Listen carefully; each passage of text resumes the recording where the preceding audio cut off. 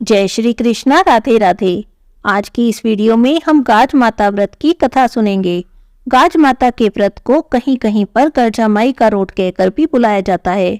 गाज माता का व्रत भादो मास की अमावस्या के बाद किसी भी शुभ दिन को देखकर, जैसे मंगलवार और शनिवार जैसे दिनों को छोड़कर सोमवार, बुधवार, शुक्रवार जैसे सौम्य दिनों में किया जाता है।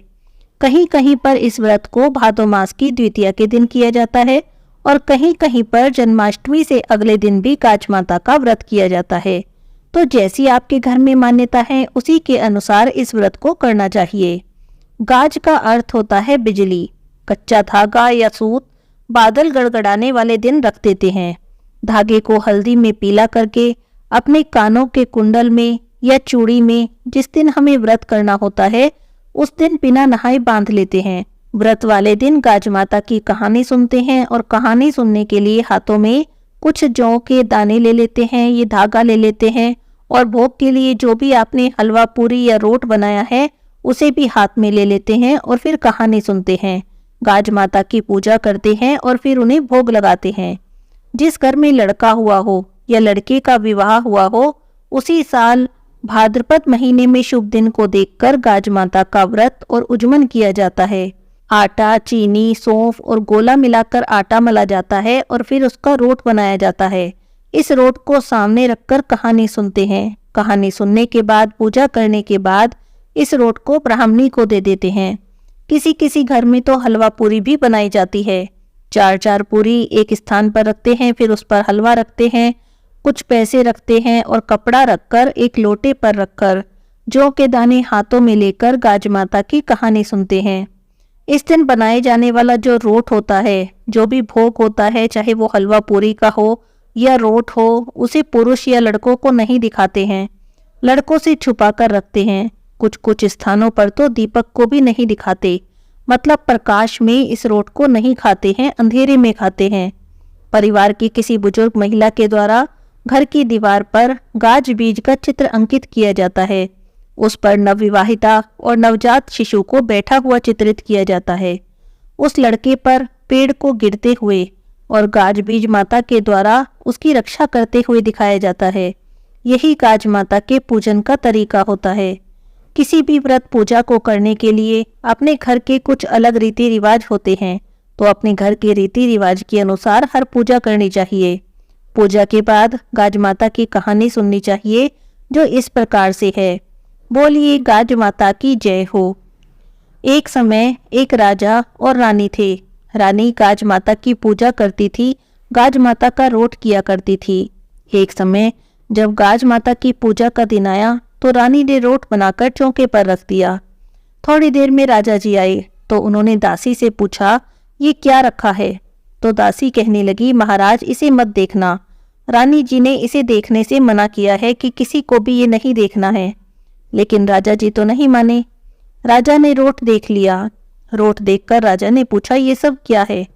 तो दासी कहने लगी, राजा जी ये रानी के खाने के लिए है। राजा कहने लगा कि फूल पान खाने वाली रानी ये सब कैसे खाएगी? उसने रोट उठाकर फेंक दिया।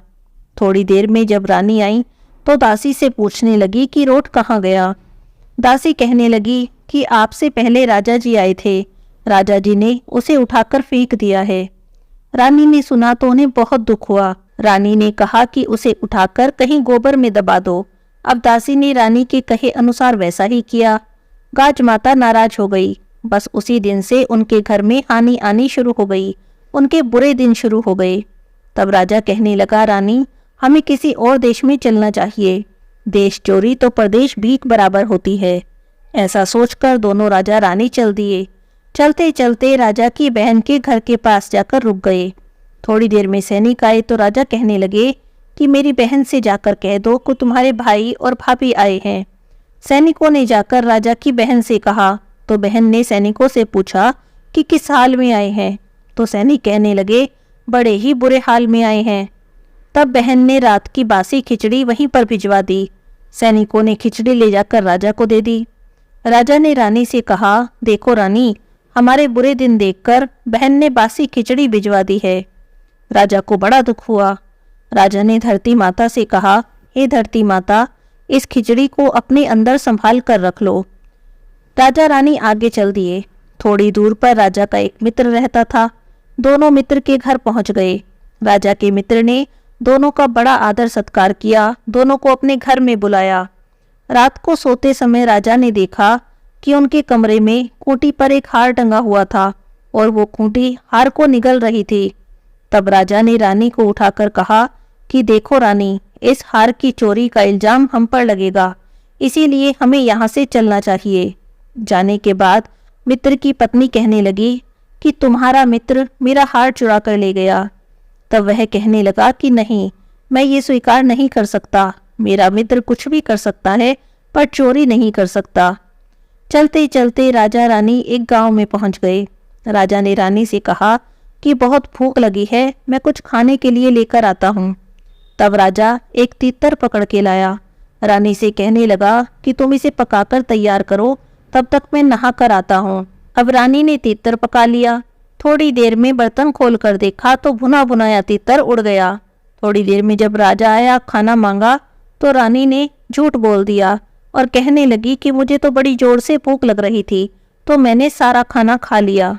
अगले दिन रानी तीतर पकड़ के लाई और राजा से कहने लगी कि आज आप भोजन बनाओ।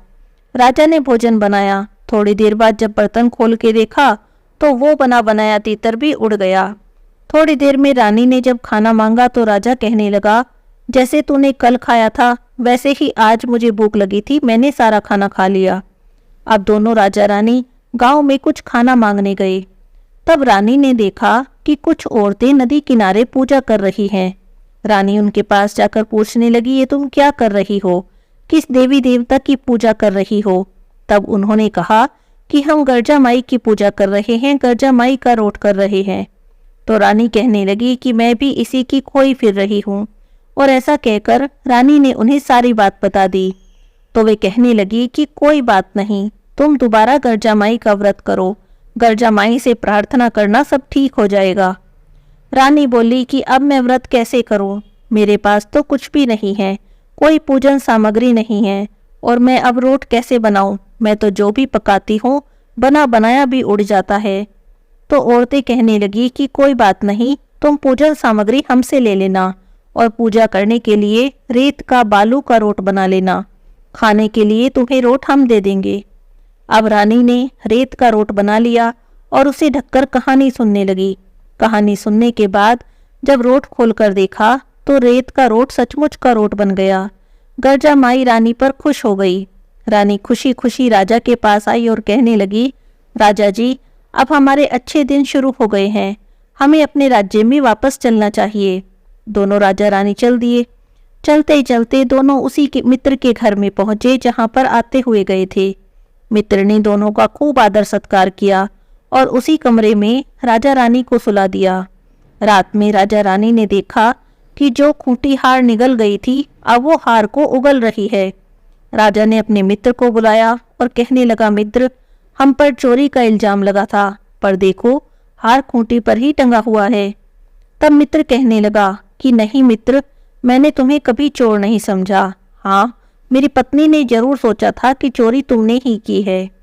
अब राजा रानी कुछ दिन मित्र के घर रुके और फिर वहां से चले गए। चलते चलते अपनी बहन के घर पहुंचे और उसी स्थान पर रुके जहां पर पहले रुके थे। सैनिकों ने राजा की बहन से जाकर कहा कि आपके भैया भाभी दोबारा आए हैं।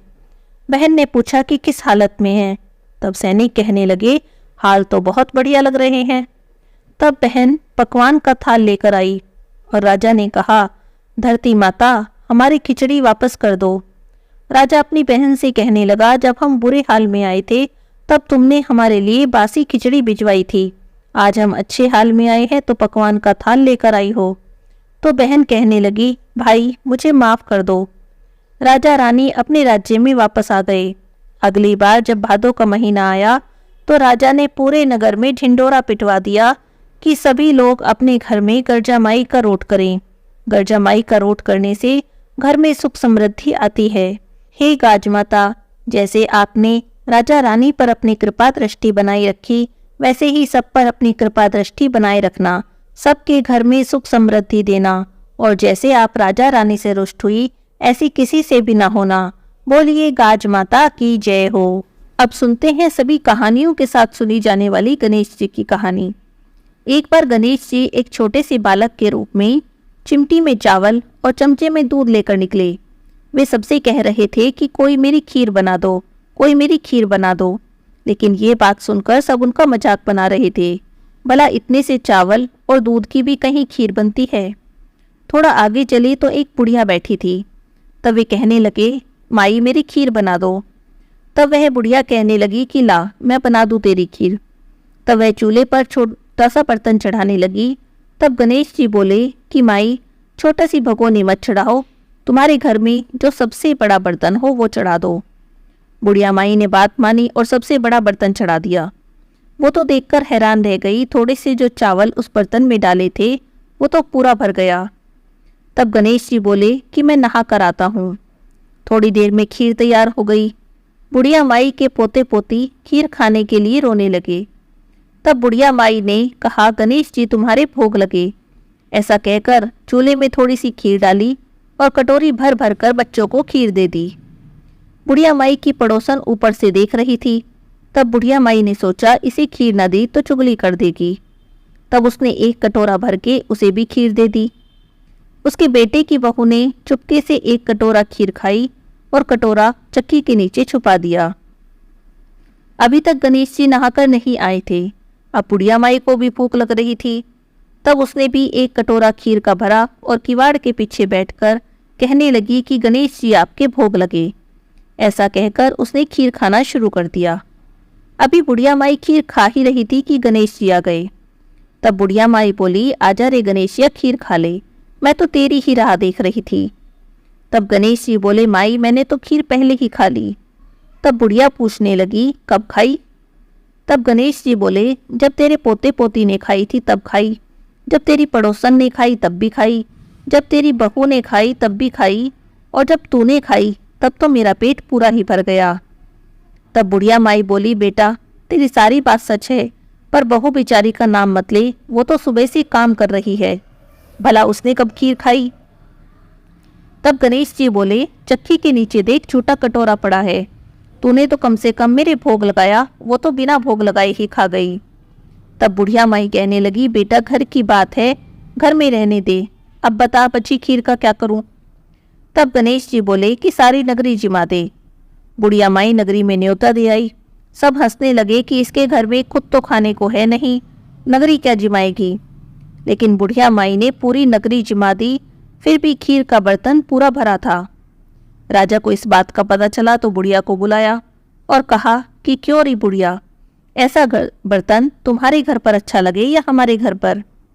तब बुढ़िया कहने लगी, राजा जी आप ले लो। राजा ने खीर का बर्तन महल में मंगा लिया, लेकिन ये क्या, महल में आते ही तो खीर में कीड़े मकोड़े बिच्छू पड़ गए, खीर से दुर्गंध आने लगी। यह देखकर राजा जी बुढ़िया से कहने लगे, बुढ़िया माई तो ये बर्तन वापस ले जा, ये बर्तन हम तुझे देते हैं। बुढ़िया माई बोली, राजा जी आप देते तो पहले ही दे देते, ये बर्तन तो मुझे मेरे गणेश जी ने दिया है। बुढ़िया माई बर्तन वापस ले आई। बुढ़िया माई के घर आते ही खीर पहले की तरह सुगंधित हो गई। तब बुढ़िया माई गणेश जी से कहने लगी कि अब इस खीर का क्या करूं? तब गणेश जी बोले कि झोंपड़ी के कोने में गड्ढा खोद के गाड़ दे, उसी जगह सुबह खोद कर देखना, तुझे धन के 2 घड़े भरे मिलेंगे। तब बुढ़िया माई कहने लगी, इतने धन का इस छोटी सी झोपड़ी में क्या करूंगी? तब गणेश जी ने झोपड़ी को लात मारी, तब वहां पर महल हो गया। सुबह हुई तो बहू फावड़ा लेकर पूरे घर को खोदने लगी, लेकिन कुछ नहीं मिला। तब बहू बोली, सासू जी तुम्हारे गणेश जी तो झूठे हैं। सासू बोली कि बहू हमारे गणेश जी झूठे तो नहीं हैं, ला जरा मैं देखूं। तब वो सुई लेकर खोजने चली तो टन टन करते 2 धन के घड़े मिल गए। तब बहू कहने लगी कि सासू जी गणेश जी तो सच्चे ही हैं। तब सासू बोली कि गणेश जी तो भावनाओं के भूखे हैं। हे गणेश जी भगवान, जैसा आपने बुढ़िया माई को दिया वैसा सबको देना, जैसी उसकी मनोकामना पूरी करी वैसी सबकी करना। बोलिए गणेश जी भगवान की जय हो।